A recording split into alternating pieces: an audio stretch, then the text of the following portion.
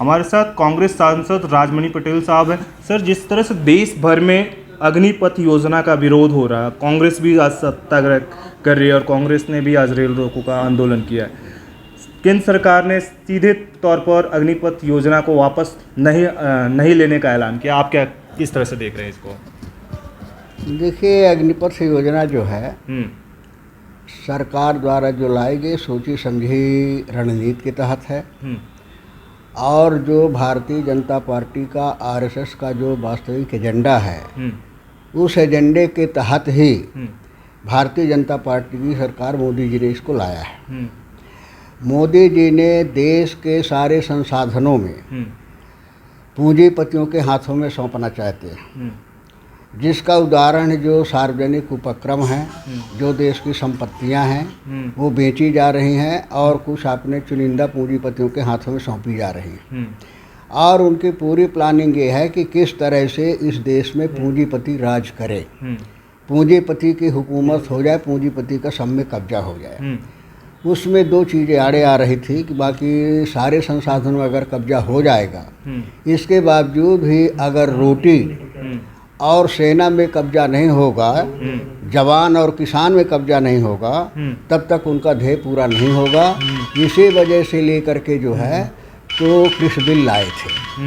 वो जो काले कानून थे उसके माध्यम से रोटी पर भी कब्जा करना चाहते थे कि रोटी पे भी अधिकार पूंजीपतियों का हो जाए, किसान से हट करके। और उसी परिप्रेक्ष्य में सेना, जवान, सुरक्षा भी पूंजीपतियों के हाथ में चली जाए, इसे षड्यंत्र के तहत अग्निपथ लाए हैं। ये बताए सरकार की अग्निपथ योजना की ज़रूरत क्या थी।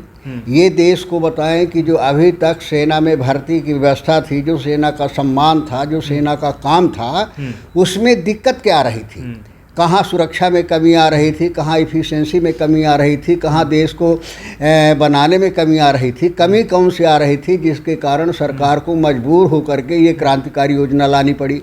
ये देश की जनता को नहीं बताते। इसका मतलब सीधे से है कि इनडायरेक्ट अपरोक्ष रूप से ये पूंजीपतियों के हाथ में सौंपना चाहते हैं। और जिस दिन सेना का मनोबल कमज़ोर हो जाएगा, सेना में काम करने वाले लोगों को अपने केवल जीवन की फिक्र रहेगी और देश की सुरक्षा की फिक्र नहीं रहेगी, देश की अस्मिता की फिक्र नहीं रहेगी, उस समय देश का क्या होगा ये माने कल्पना के परे है। इसलिए कांग्रेस विरोध करना चाहती, कोई नीति या योजना के कारण नहीं, बल्कि जो देश की सेना का भी निजीकरण करने जा रही है, चंद पूंजीपतियों के हाथ में सौंपने जा रही है। और देश में जो हमारे बेरोजगार युवा हैं, बेरोजगारी है, उन बेरोजगार नौजवानों की ताकत का माने सौदा करना चाहती है, उनकी मजबूरी का फ़ायदा उठाना चाहती है।